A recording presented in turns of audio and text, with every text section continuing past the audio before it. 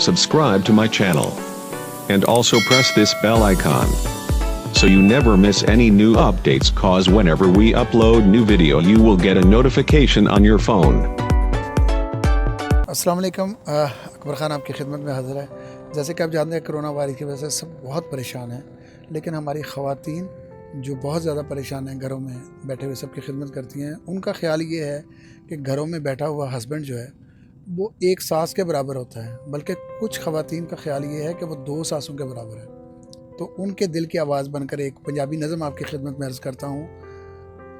मेरे घर विच दो दो सस्सां, मेरे घर विच दो दो सस्सां, टर्टर सुन के पाड़ दी नसां। मेरे घर विच दो दो सस्सां ते टर्टर सुन के पाड़ दी नसां।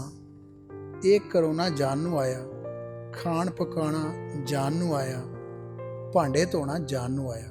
एक करोना जान नूं आया, खाण पकाना जान नूं आया, भांडे धोना जान नूं आया।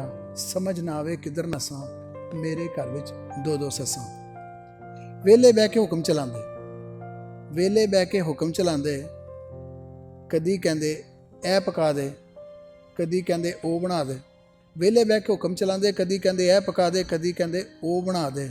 दिल विच गंदियां गालां कढदी, दिल विच गंदियां गालां कढदी, उत्तों झूठी मूठी हसां। मेरे घर विच दो दो सस्सां। बच्चियां रल के रौला पाया, घर नूं चिड़िया घर बनाया। बच्चियां रल के रौला पाया, घर नूं चिड़िया घर बनाया। कोई कहंदा मारिया मैनू, कोई कहंदा मूँह चढ़ाया। दिल करदा है फड़ के छितर, दिल करदा है फड़ के छितर। वारी वारी सब नूं दसां, मेरे घर विच दो दो सस्सां, मेरे घर विच दो दो सस्सां। टाटर सुन के पाड़ दी नसां, मेरे घर विच दो दो सस्सां। Thank you so much.